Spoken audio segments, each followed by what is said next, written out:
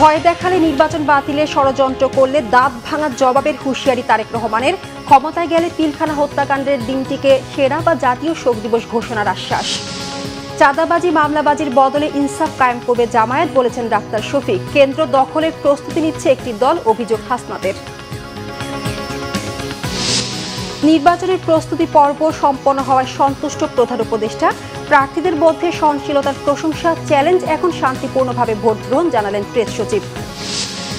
ভোটে ইঞ্জিনিয়ারিংয়ের কোনো শঙ্কা দেখছেন না নির্বাচন কমিশনার মাসুদ। ঢাকা 14 ও 18 বেশি ঝুঁকিপূর্ণ, জানিয়েছে সেনাবাহিনী।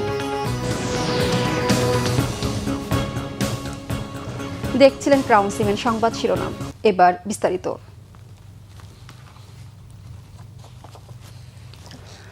12 ফেব্রুয়ারি নির্বাচন বাতিলে ষড়যন্ত্র করলে দাঁত ভাঙার জবাব দেয়া হবে, হুঁশিয়ার করেছেন বিএনপি চেয়ারম্যান তারেক রহমান। শনিবার দুপুরে নীলফামারীতে নির্বাচনী জনসভায় তিনি এই হুঁশিয়ারি দেন। বিএনপি ক্ষমতায় গেলে যত দ্রুত সম্ভব তিস্তা ব্যারেজ মহাপরিকল্পনার কাজ শুরু করারও প্রতিশ্রুতি দেন বিএনপির চেয়ারম্যান। এছাড়া নীলফামারীর মানুষের দাবি বাস্তবায়ন করে সেখানে পর্যায়ক্রমে একটি মেডিকেল কলেজ প্রতিষ্ঠার আশ্বাসও দেন। পরে বিকেলে দিনাজপুরের বিরামপুর সরকারি কলেজ মাঠের জনসভায় যোগ দেন তারেক রহমান। বলেন, বিএনপি সকল ধর্ম ও মতের মানুষকে সাথে নিয়ে ঐক্যবদ্ধ বাংলাদেশ গড়তে চায়। দেশ ও জনগণের অধিকার প্রতিষ্ঠার বিরুদ্ধে ষড়যন্ত্রকারীদের দিকে সজাগ থাকতে সবাইকে আহ্বান জানান তিনি। নিরাপদ দেশ গড়তে এবং বিএনপির পরিকল্পনা বাস্তবায়নে ধানের শীষে ভোট চান তারেক রহমান। একটি দলকে আমরা খেয়াল করছি, আমাদের সমাজের বিভিন্ন মানুষকে গিয়ে তারা ভয় দেখাচ্ছে। আজকে আমি দ্ব্যর্থহীন কণ্ঠে পরিষ্কার ভাবে বলে দিতে চাই, বাংলাদেশের কোন ভোটারকে যারা ভয় দেখাবে, যারা তাদেরকে বিভ্রান্ত করার চেষ্টা করবে, ইনশাআল্লাহ কারো সাথে যদি অন্যায় হয়ে থাকে আমরা সেই ব্যবস্থা গ্রহণ করব, অন্যায়কারীর বিরুদ্ধে আইনগত ব্যবস্থা গ্রহণ করব। আগামী দিনের রাজনীতি হবে দেশ পুনর্গঠনের রাজনীতি, আগামী দিনের রাজনীতি হবে রাষ্ট্র গঠনের রাজনীতি। আমরা মুসলমান হই, আমরা হিন্দু হই, আমরা বৌদ্ধ হই, আমরা খ্রিস্টান হই, আমরা সকলকে সাথে নিয়ে আমাদের দেশ গঠন করতে চাই। এদিকে শনিবার ঠাকুরগাঁওয়ে বিএনপি চেয়ারম্যান তারেক রহমান বলেছেন, নিরাপদ বাংলাদেশ গড়তে সবাই মিলে একসাথে কাজ করবেন। দেশকে নিয়ে বিএনপির পরিকল্পনা বাস্তবায়নে ধানের শীষে ভোট চান তিনি। আগামীর বাংলাদেশ ধর্মের ভিত্তিতে নয়, যোগ্যতার মাধ্যমে মূল্যায়ন করা হবে, জানান তিনি। ঠাকুরগাঁও প্রতিনিধি খোদা বক্স ডাবলুকে সাথে নিয়ে আহমেদ সৌরারের রিপোর্ট। ক্যামেরায় ছিলেন এনামুল হাবিব রুবেল। তারেক রহমানের আগমনকে কেন্দ্র করে সকাল থেকেই ঠাকুরগাঁও ও এর আশপাশের এলাকার নেতাকর্মী এবং সাধারণ মানুষের আগমনে সভাস্থল পরিপূর্ণ হয়ে ওঠে। 22 বছরেরও বেশি সময় পর তারেক রহমান যখন ঠাকুরগাঁও জেলা স্কুল বড় মাঠের সভাস্থলে এসে হাজির হন, তখন উচ্ছ্বসিত হয়ে ওঠেন দলের নেতাকর্মী সহ জনসভায় উপস্থিত মানুষ। হাজার হাজার নেতাকর্মী তুমুল করতালি দিয়ে তাদের নেতাকে অভিবাদন জানায়। তারেক রহমান হাত নেড়ে তাদের অভিবাদনের জবাব দেন। তারেক রহমান তার বক্তব্যের শুরুতেই 24-এর গণ আন্দোলনের শহীদ এবং আহতদের অবদান স্মরণ করে বলেন, যে প্রত্যাশাকে সামনে রেখে তারা আত্মদান করেছেন, আহত হয়েছেন, পঙ্গুত্ব বরণ করেছেন, তা পূরণ করা সকলের দায়িত্ব। তাদের প্রতি শ্রদ্ধা জানিয়ে নতুন বাংলাদেশ গঠনে সবাইকে একযোগে কাজ করার আহ্বান জানান তিনি। যারা জীবন দিয়েছে, যারা বিভিন্ন অত্যাচারিত নির্যাতিত হয়েছে, তাদের সেই মূল্যায়নকে কখনো বৃথা দিতে দেওয়া যায় না। এবং এইবারকার নির্বাচন শুধু দেশের নির্বাচিত করার নির্বাচন নয়, এবারকার নির্বাচন হবে আমাদের দেশকে পুনর্গঠন করার নির্বাচন। তারেক রহমান ধানের শীষে ভোট চেয়ে আগামীর বাংলাদেশ গঠনে বিএনপির পরিকল্পনা তুলে ধরেন। বাংলাদেশের অর্ধেক জনসংখ্যা হচ্ছে নারী। এই নারীকে যদি আমরা আমাদের কর্মের সাথে সম্পৃক্ত করতে না পারি, তাহলে কোনোভাবেই দেশকে এগিয়ে নিয়ে যাওয়া সম্ভব না। বাংলাদেশের প্রত্যেকটি ঘরে ঘরে গৃহিণী যারা আছেন, যারা ঘরের কর্ত্রী, তাদের কাছে আমরা ফ্যামিলি কার্ড পৌঁছে দিতে চাই, প্রত্যেকটি ঘরে প্রত্যেকটি নারীর কাছে। তার সংসার যাতে উনি স্বাচ্ছন্দ্যে পরিচালনা করতে পারেন, তার জন্য আমরা একটি প্রতি মাসের সহযোগিতা তার কাছে পৌঁছে দিতে চাই। কৃষক ভাইদের জন্য আমরা কৃষি কার্ড নামে একটি কার্ড সকলের কাছে পৌঁছে দিয়ে দিতে চাই। ধানের শীষের প্রার্থীকে নির্বাচিত করলে সারা বাংলাদেশে 10,000 টাকা পর্যন্ত যে কৃষি ঋণ আছে, সেই কৃষকদের সেই 10,000 টাকা পর্যন্ত কৃষি ঋণ আমরা মওকুফ করতে চাই। বিভিন্ন মানুষ, দোস্ত মানুষ বিভিন্ন সময় যে ক্ষুদ্র ঋণ গ্রহণ করেছে সমগ্র বাংলাদেশে, কৃষক, জেলে সহ বিভিন্ন শ্রেণী পেশার মানুষ, সেই ক্ষুদ্র ঋণও আমরা সরকারের পক্ষ থেকে, জনগণের হয়ে সরকারের পক্ষ থেকে আমরা পরিশোধ করতে চাই। বেকারদের কর্মসংস্থানের ব্যবস্থা করতে চাই। আমরা হেলথ কেয়ারার নিযুক্ত করব, যাদের দায়িত্ব হবে গ্রামে গ্রামে গিয়ে মা বোনদের এবং শিশুদেরকে ঘরে বসে চিকিৎসা সুবিধা প্রদান করা। তারেক রহমান বলেন, নির্বাচনী জনসভায় এক দল আরেক দলের বিপক্ষে কথা বলে, তাতে জনগণের লাভ হয় না। জনগণ জানতে চায় তাদের জন্য কি করা হবে, তাই পরিকল্পনা তুলে ধরেছে বিএনপি। এই নির্বাচনী জনসভায় সাধারণত আমরা কি দেখেছি? নির্বাচনী জনসভায় আমরা দেখি যে সাধারণত এক দল আরেক দলের বিপক্ষে কথা বলে থাকে। কিন্তু আজ যদি আমি অন্য কোনো দলের বিপক্ষে কথা বলে থাকি, তাহলে জনগণের কি তাতে কোনো লাভ হবে? জনগণের লাভ হবে না। জনগণের জানতে চায় যে জনগণ যে আমাদেরকে ভোট দিবে, আমরা জনগণের জন্য কি করব, এলাকার জন্য কি করব, এলাকার মানুষের জন্য আমরা কি করব। সেই জন্যই আজকে আপনাদের সামনে আমরা আমাদের দলের যে পরিকল্পনা, সেই পরিকল্পনাগুলো আমরা আপনাদের সামনে তুলে ধরেছি। তারেক রহমান জনসভায় সংসদীয় আসনের প্রার্থীদের পরিচয় করিয়ে দেন। সবশেষ 2003 সালের ডিসেম্বরে শীতবস্ত্র বিতরণ করতে ঠাকুরগাঁও এসেছিলেন তারেক রহমান। ঠাকুরগাঁ, নীলফামারী ও দিনাজপুরের সমাবেশের মধ্য দিয়ে তারেক রহমান শেষ করছেন বিএনপি চেয়ারম্যান হিসেবে ঢাকার বাইরে তার নির্বাচনী প্রচার। বিভিন্ন জেলা সফরের মধ্য দিয়ে জনসাধারণ এবং বিএনপি নেতাকর্মীর মাঝে যে জাগরণ তৈরি হয়েছে, তার ফলাফল পাওয়া যাবে 12 ফেব্রুয়ারির নির্বাচনে। আহমেদ সরওয়ার, বাংলা ভিশন, ঠাকুরগাঁও। বিএনপি ক্ষমতায় গেলে পিলখানা হত্যাকাণ্ডের দিনটিকে সেরা দিবস বা জাতীয় শোক দিবস হিসেবে ঘোষণা এবং বিডিআর নাম পুনর্বহাল করা হবে বলেছেন বিএনপির চেয়ারম্যান তারেক রহমান। শনিবার রাতে রাজধানীর একটি হোটেলে সামরিক বাহিনীর অবসরপ্রাপ্ত সদস্যদের সাথে স্বাধীনতা ও সার্বভৌমত্বের সুদৃঢ় আস্থায় শীর্ষক মতবিনিময় সভায় একথা বলেন তিনি। তারেক রহমান বলেন, বিএনপি ক্ষমতায় গেলে সেনাবাহিনীকে রাজনৈতিকভাবে ব্যবহার করা হবে না, আর সেনাবাহিনীর সদস্যরাও যাতে রাজনৈতিক চাদরে জড়িয়ে না পড়েন সে বিষয়ে সচেতন থাকার আহ্বান জানান। বিএনপির চেয়ারম্যান বলেন, সেনাবাহিনীর গৌরব ও সম্মান সেনাবাহিনীকেই রক্ষা করতে হবে। দেশের সার্বভৌমত্বের জন্য শক্তিশালী সেনাবাহিনী দরকার। মতবিনিময় সভায় উপস্থিত সশস্ত্র বাহিনীর অবসরপ্রাপ্ত সদস্যরা বিডিআর হত্যাকাণ্ড সহ পরবর্তী সময়ে তাদের জীবনে ঘটে যাওয়া দুঃসময়ের কথা তুলে ধরেন। বিডিআর হত্যাকাণ্ড সহ বিভিন্ন সময় সশস্ত্র বাহিনীর সদস্যদের হত্যার ন্যায় বিচার দাবি করেন তারা।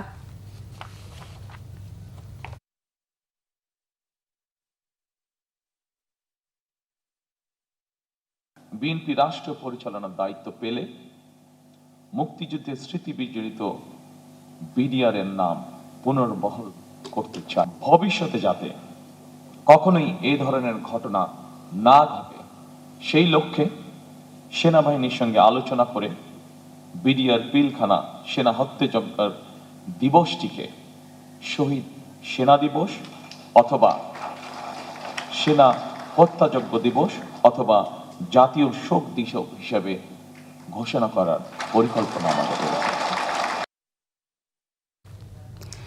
জামায়াতে ইসলামীর আমির ডাক্তার শফিকুর রহমান শনিবার বলেছেন, সরকারি কর্মকর্তা কর্মচারীদের বর্তমান বেতন ভাতা ইনসাফ ভিত্তিক নয়, পর্যাপ্ত নয়। দেশে ইনসাফ প্রতিষ্ঠার অঙ্গীকার করে বলেন, দুর্নীতিতে সমাজ ছেয়ে গেছে। এখনও দেশে চাঁদাবাজ মামলাবাজদের ভয়ে সাধারণ মানুষ আতঙ্কিত। প্রতিনিধিদের পাঠানো তথ্য ছবিতে বিস্তারিত। নির্বাচনী প্রচারণায় শনিবার সিলেট, হবিগঞ্জ ও মৌলভীবাজার সফর করেন জামায়াতে ইসলামের আমির ডাক্তার শফিকুর রহমান। বিকালে সিলেট আলিয়া মাদ্রাসা মাঠে জনসভায় তিনি বলেন, ক্ষমতায় গেলে দেশের বঞ্চিত জেলাগুলোতে প্রথমে উন্নয়ন নিশ্চিত করা হবে। চা শ্রমিকদের সন্তানদের শিক্ষা ও ভবিষ্যতের দায়িত্ব নেবে রাষ্ট্র। আগামীতে শুধুই কেবল রাজার ছেলে রাজা হবে, রানীর ছেলে রানী হবে, রানীর ছেলে রাজা হবে, সেই ধরনের রাজনীতি আমরা পাল্টে দিতে চাই। ডাক্তার শফিক বলেন, তিনি প্রধানমন্ত্রী হলে 54,000 বর্গমাইল বাংলাদেশে ইনসাফ প্রতিষ্ঠা করা হবে। দুর্নীতি ও চাঁদাবাজি বন্ধ হলে 5 বছরের মধ্যেই দেশের চেহারা বদলে যাবে। কোন অফিস আদালত কার্যালয় এখন থেকে আমরা যদি সুযোগ পাই, আল্লাহ তাআলা যদি আমাদেরকে সুযোগ দেন, কারো ঘুষ নেওয়ার প্রয়োজন হবে না এবং ঘুষ খাওয়ার সাহস হবে না। এর আগে ডাক্তার শফিক বক্তব্য রাখেন মৌলভীবাজারের কুলাউড়া উপজেলার নিজ জন্মস্থান জামায়াত আয়োজিত নির্বাচনী জনসভায়। একটি তাদের জন্য সুস্বাস্থ্য আর একটি তাদের জন্য সুশিক্ষা। সকালে হবিগঞ্জ সরকারি উচ্চ বিদ্যালয় মাঠে জনসভায় তিনি বলেন, জামায়াত সরকার গঠন করতে পারলে নির্বাচিত জনপ্রতিনিধি ও তাদের পরিবারের সব সদস্যদের আয় ব্যয়ের হিসাব নেবেন। এখনো প্রিয় দেশে চাঁদাবাজদের ভয়ে মানুষ অস্থির,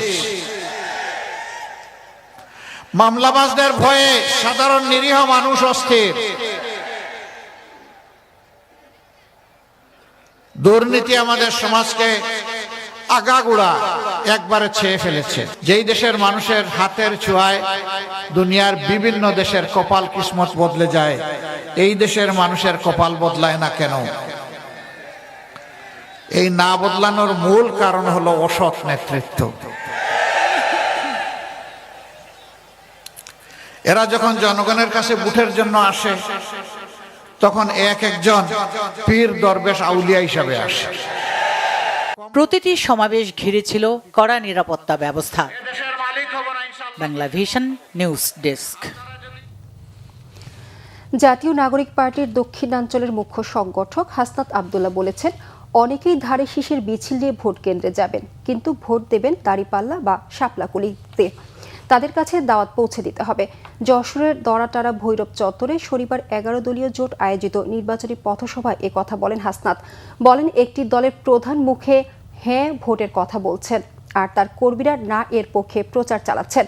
তারা ভোট কেন্দ্র দখলের প্রস্তুতি নিচ্ছেন, নাম সর্বস্ব পর্যবেক্ষক জোগাড় করে ভোট কারচুপির চেষ্টা করছেন।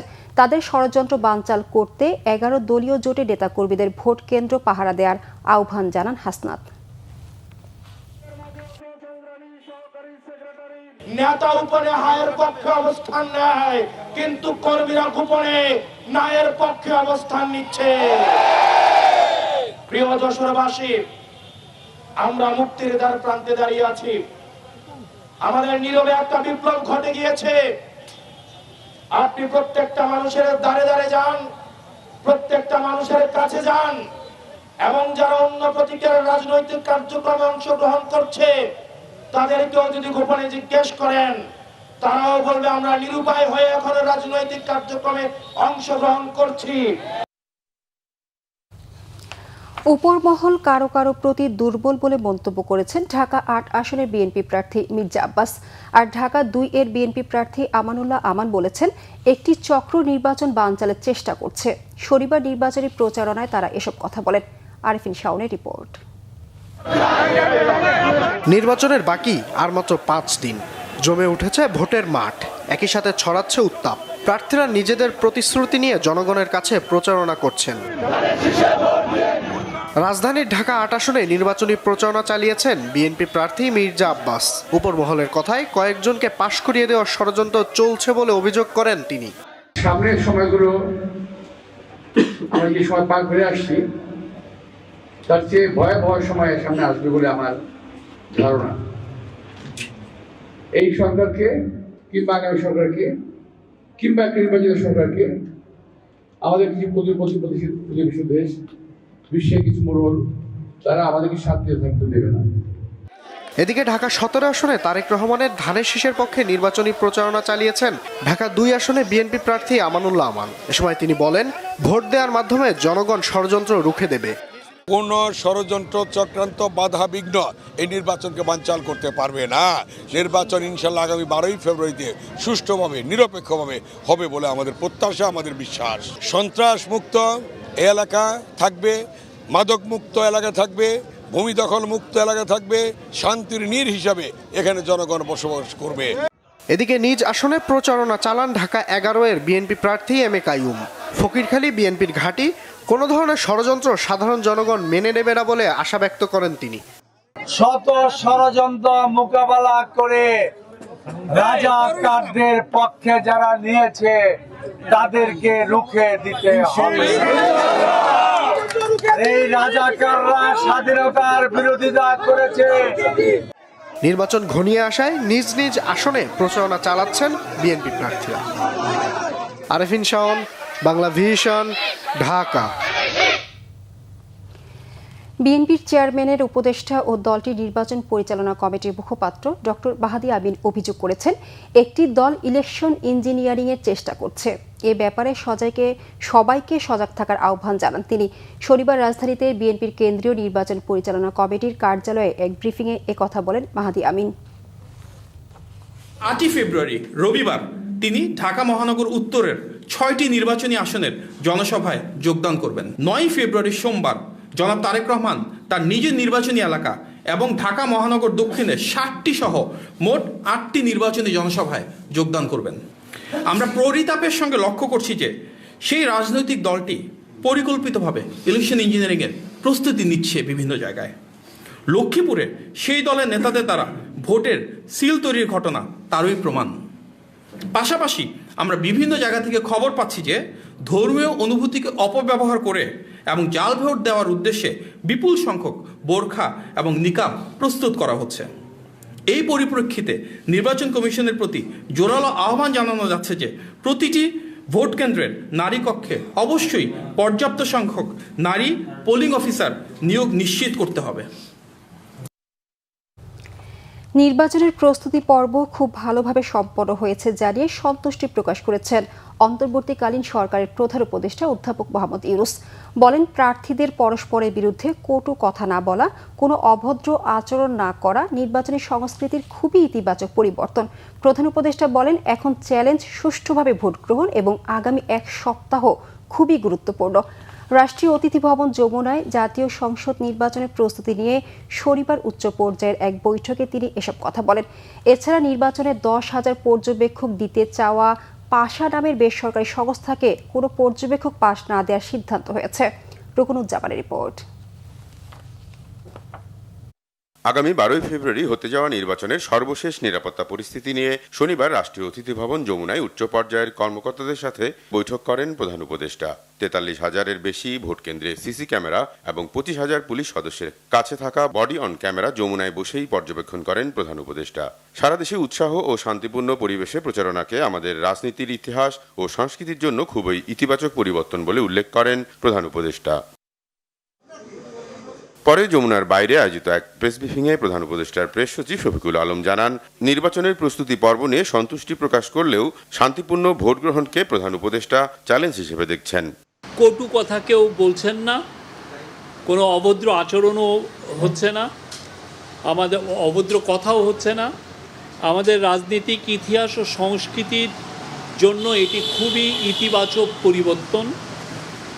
উনি বলছেন, এখন পর্যন্ত প্রস্তুতি পর্ব খুব ভালোভাবে সম্পন্ন হয়েছে, আমরা সন্তুষ্ট, উই আর ভেরি হ্যাপি।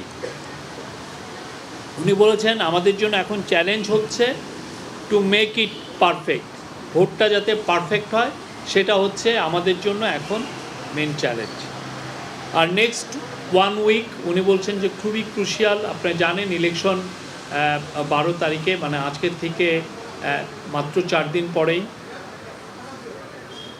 উনি বলেছেন ভোট উৎসব মুখর হবে এবং সেই জন্য এবং এটাকে যে করেই হোক সেফ, এটা সেফ হবে। উনি আশা করছেন এটা সেফ হবে। নির্বাচনের দিন রেকর্ড সংখ্যক নিরাপত্তা বাহিনী মোতায়েনের কথা জানিয়ে সুষ্ঠুভাবে ভোট গ্রহণের আশাবাদ ব্যক্ত করেন প্রেস সচিব। ভুইফোর প্রতিষ্ঠান পাশাকে 10,000 পর্যবেক্ষক পাস দেওয়া নিয়ে উঠা বিতর্কের বিষয়েও জানানো হয় সংবাদ সম্মেলনে। 9 লক্ষের মতো মেম্বার অফ সিকিউরিটি ফোর্সেস, তার মধ্যে 1,08,000 হচ্ছে আর্ম ফোর্সেসের মেম্বার। নির্বাচন সুরক্ষা অ্যাপটাও এখন পুরোপুরি চালু হয়ে গেছে। এই পুরো কেন্দ্রগুলো নতুন করে রেকি করা হয়েছে, এটা দেখা হয়েছে সক্ষমতাটা কতটুক।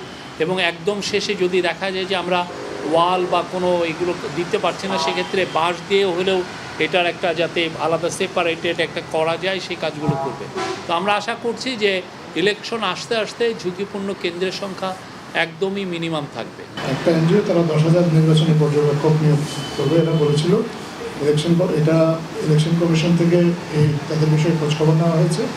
খোঁজখবর নিয়ে তাদের সক্ষমতা সম্পর্কে ইলেকশন কমিশন নিশ্চিত হতে পারবে, এই জন্য তাদেরকে পর্যবেক্ষক কার্ড বিতরণ করা স্থগিত করা হয়েছে। নির্বাচনের আগে নিরাপত্তা পরিস্থিতি আরও উন্নত হবে বলে আশাবাদ প্রকাশ করেন প্রেস সচিব। জানান, সব ভোট কেন্দ্রই গোয়েন্দা নজরদারির মধ্যে রয়েছে।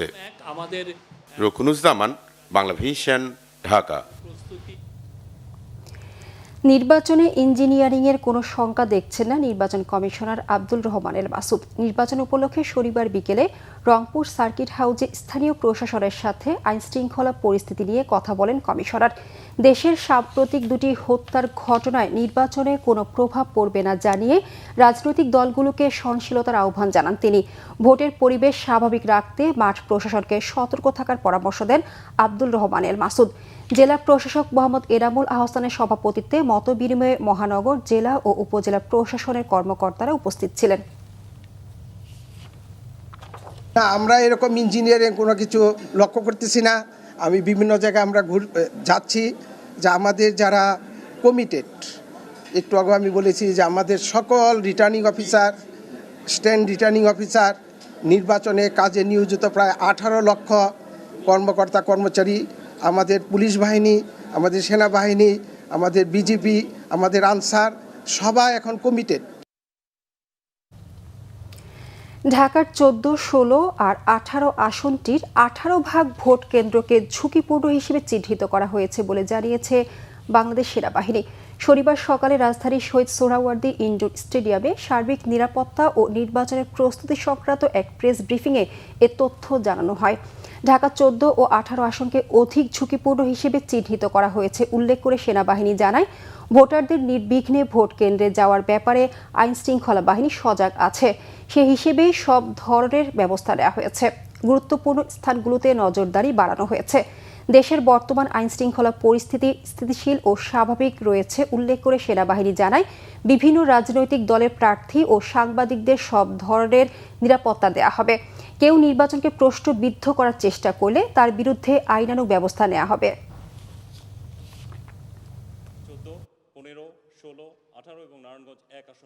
এখন পর্যন্ত যে হিসাব আছে 18% ভোট কেন্দ্র ঝুঁকিপূর্ণ হিসাবে চিহ্নিত হয়েছে এবং সেই অনুযায়ী আইনশৃঙ্খলা রক্ষাকারী বাহিনীকে নির্দেশনা দেওয়া হয়েছে।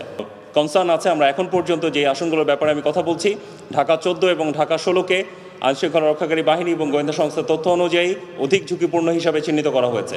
সো যেখানে অধিক ঝুঁকিপূর্ণ হিসাবে চিহ্নিত করা হয়েছে সেই হিসাবে আমাদের কার্যকরী ব্যবস্থা অলরেডি গ্রহণ করা হয়েছে এবং সেটার প্রতিফলন আপনারা গ্রাউন্ডে অবশ্যই দেখতে পাবেন। কিছু ক্ষেত্রে প্রশাসন পক্ষপাতমূলক আচরণ করছে বলে অভিযোগ করেছেন ঢাকা 6 আসনে বিএনপি মনোনীত প্রার্থী ইশরাক হোসেন। শনিবার নির্বাচন কমিশনের বৈঠক শেষে তিনি এ মন্তব্য করেন। আগারগাঁওয়ে ইসির সিনিয়র সচিব আক্তার আহমেদের সাথে বৈঠক শেষে ইশরাক হোসেন বলেন, সংঘাত নয়, শান্তিপূর্ণ নির্বাচন চায় বিএনপি। গত 4 তারিখে সূত্রাপুরের কসমোপলিটান স্কুলে অভিযান চালিয়ে পুলিশ কয়েকশো লাঠি উদ্ধার করে। প্রশ্ন রাখেন, একটা কেন্দ্রে যদি এই অবস্থা হয় তাহলে নির্বাচনের সময় কি হবে? এজন্য কেন্দ্র পরিবর্তনের দাবি জানান তিনি। সূত্রাপুর থানার ওসি নিরপেক্ষ নন বলেও অভিযোগ তার। শরীফ উসমান হাদি হত্যার বিচারের দাবিতে আন্দোলনকারীদের উপর প্রশাসন অতিরিক্ত বল প্রয়োগ করেছে বলেও মন্তব্য করেন ইশরাক হোসেন। গত 4 তারিখ রাতের বেলা কসমোপলিটন স্কুল নামে একটি প্রতিষ্ঠান, শিক্ষা প্রতিষ্ঠান, যেটা কাঠের পুলে, এবং সেটি একটি কেন্দ্র। পুলিশ সেখানে অভিযান চালিয়ে তারা 152 পিস মোটা লাঠি, যেটাকে স্টাম্প বলতে পারি আমরা, সেটি উদ্ধার করে। সেই ভবনটির মালিকানায় রয়েছে আমাদের প্রতিদ্বন্দ্বী রাজনৈতিক দল জামায়াতে ইসলামী। একটা কেন্দ্রে যদি এই অবস্থা হয় তাহলে তো সেই কেন্দ্র কিভাবে নির্বাচন আমরা করব সেটি একটি বড় প্রশ্ন রয়েছে। তো কেন্দ্র পরিবর্তন সম্পর্কে আমরা আবেদন জানিয়েছি, তবে সেটি কমিশনের যে আইন অনুযায়ী এবং সময় সবকিছু বিবেচনায় নিয়ে ওনারা কার্যকরী পদক্ষেপ নেবেন বলে আমাদেরকে আশ্বাস জানিয়েছেন। আরেকটি হলো সূত্রাপুর থানার যিনি ওসি সাহেব আছেন, তো ওনার ব্যাপারে আমাদের এটি একটা সম্মিলিত অভিযোগ এলাকাবাসী সহ আমাদের, কারণ ওনাকে জানানোর পরেও তিনি প্রবেশ করেননি এবং তিনি একটা উইন্ডো স্পেস করে দিয়েছেন।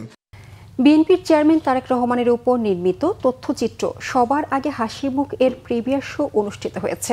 বিএনপি স্থায়ী কমিটির সদস্য নজরুল ইসলাম খান বলেছেন, তারেক রহমানের নীরব মানবিক দিকগুলো তুলে ধরা হয়েছে এই তথ্যচিত্রে। শনিবার বিকেলে রাজধানীর মহাখালীর SKS টাওয়ারের স্টার সিনেপ্লেক্সে সবার আগে হাসিমুখ তথ্যচিত্রটির প্রিমিয়ার শো অনুষ্ঠিত হয়। অনুষ্ঠানে প্রধান অতিথি ছিলেন বিএনপির জাতীয় স্থায়ী কমিটির সদস্য নজরুল ইসলাম খান। প্রিমিয়ার শো শেষে তিনি বলেন, তারেক রহমান বছরের পর বছর নীরবে মানুষের জন্য কাজ করে গেছেন। এসব অজানা তথ্য ফুটে উঠেছে এই তথ্যচিত্রে। বিএনপি চেয়ারম্যানের পর প্রথমবারের মতো নির্মিত তথ্যচিত্রটি নির্মাণ করেছেন পরিচালক জুবায়ের বাবু। প্রিমিয়ার শোতে রাজনীতিবিদ, শিক্ষক, অভিনেতা, সাংবাদিক, গায়ক থেকে শুরু করে সব শ্রেণী পেশার মানুষ উপস্থিত ছিলেন। তথ্যচিত্রটি দেখে দর্শকরা আবেগতাড়িত হয়ে পড়েন। সংবাদ শেষ করব ক্রাউন সিমেন্ট শিরোনামগুলো আরেকবার জানিয়ে। ভয় দেখালে নির্বাচন বাতিলের ষড়যন্ত্র করলে দাঁত ভাঙার জবাবের হুঁশিয়ারি তারেক রহমানের। ক্ষমতায় গেলে পিলখানা হত্যাকাণ্ডের দিনটিকে সেনা বা জাতীয় শোক দিবস ঘোষণার আশ্বাস। চাঁদাবাজি, মামলাবাজির বদলে ইনসাফ কায়েম করবে জামায়াত, বলেছেন ডাক্তার শফিক। কেন্দ্র দখলের প্রস্তুতি নিচ্ছে একটি দল, অভিযোগ হাসনাতের। নির্বাচনের প্রস্তুতি পর্ব সম্পন্ন হওয়ায় সন্তুষ্ট প্রধান উপদেষ্টা। প্রার্থীদের মধ্যে সহনশীলতার প্রশংসা। চ্যালেঞ্জ এখন শান্তিপূর্ণভাবে ভোট গ্রহণ, জানালেন প্রেস সচিব। ভোটে ইঞ্জিনিয়ারিং এর কোনো শঙ্কা দেখছেন না নির্বাচন কমিশনার মাসুদ। ঢাকা 14 ও 18 বেশি ঝুঁকিপূর্ণ, জানিয়েছে সেনাবাহিনী।